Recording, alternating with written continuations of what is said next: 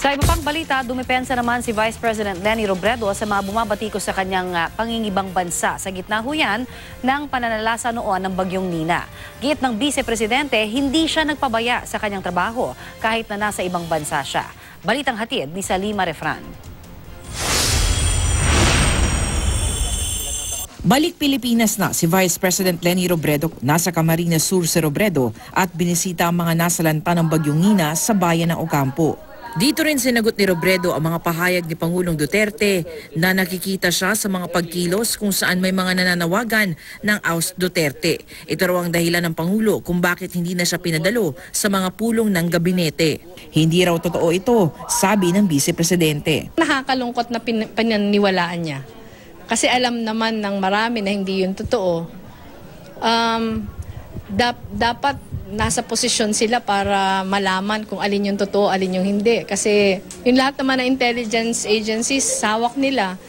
So parang napakasimpleng bagay, napakadali naman sanang ma-verify. Bakit ang pinaniwalaan yung hindi totoo? Sa kabila nito, wala na raw balak si Robredo na kausapin pa si Duterte tungkol dito. Makikipagtulungan pa din ako sa abot ng aking makakaya, pero hindi ko na din ipagsisiksikan yung sarili ko. Kasi ako naman, parate naman yung desire na pagtulong nandyan.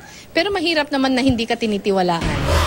Sinagot din ni Robredo ang mga batiko sa kanya sa social media kung saan pinupuna pati ang pangingibang bansa niya sa kasagsagan ng bagyong Nina sa Camarines Sur nitong Kapaskuhan. May dalawa kasing klaseng kritiko. Yung isang klaseng kritiko talagang positibo yung hinahanap para gawan ng paraan. Meron naman mga kritiko na kahit anong gawin mo, talaga may puna.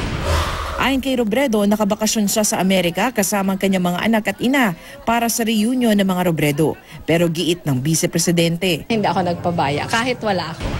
Ang mga probinsya ng Catanduanes at Albay naman ang bibisitahin ni Robredo mula rito sa Camarines Sur. Salima Refran, GMA News.